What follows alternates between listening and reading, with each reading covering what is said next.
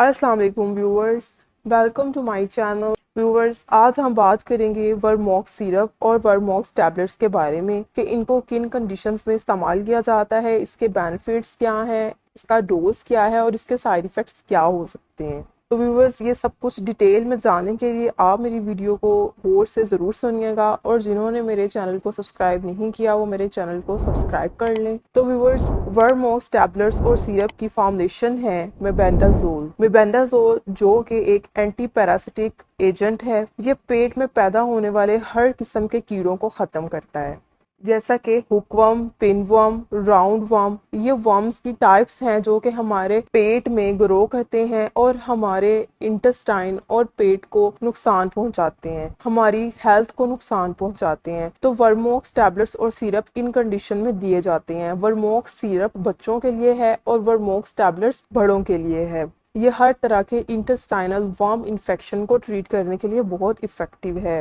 اس کی tablet 100 mg میں آتی ہیں اور سیرپ 30 ml میں آتا ہے۔ بہت سے بچوں میں یہ پرابلم ہو جاتی ہے، پیٹ میں کیڑے پیدا ہو جاتے ہیں، جس کی وجہ سے بچہ دن بہ دن کمزور ہوتا چلا جاتا ہے، اس کی گروتھ کم ہوتی ہے۔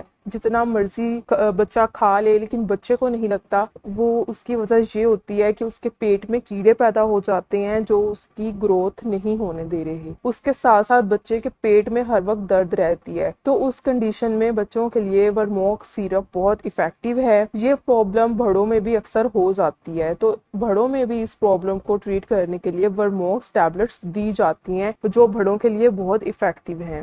یہ پیٹ میں پیدا ہونے والے ہر طرح کے ہر قسم کے ورمز کو، کیڑوں کو کل کرتی ہے اور آپ کو ان تمام ورم انفیکشن سے بچاتی ہے۔ اب ہم بات کریں گے کہ اس کو کس طرح سے استعمال کرنا ہے، بچوں میں اس کا کیا ڈوز ہے اور بڑوں میں کیا ڈوز ہے۔ بچوں کے لیے سیرپ کا ڈوز اس طرح سے ہے کہ بچوں کو دن میں 2 بار آپ نے اس کا سیرپ استعمال کروانا ہے۔ آپ نے 3 دن کنزیکٹیو 3 دن آپ نے اس کو استعمال کروانا ہے۔ 3 دن کے اندر یہ اپنا کام شو کرے گا۔ اگر ہم بڑوں میں بات کریں تو بڑوں میں ٹیبلٹس استعمال کرنی ہے، دن میں 2 مرتبہ ٹیبلٹس استعمال کرنی ہے فور 3 کنزیکٹیو ڈیز۔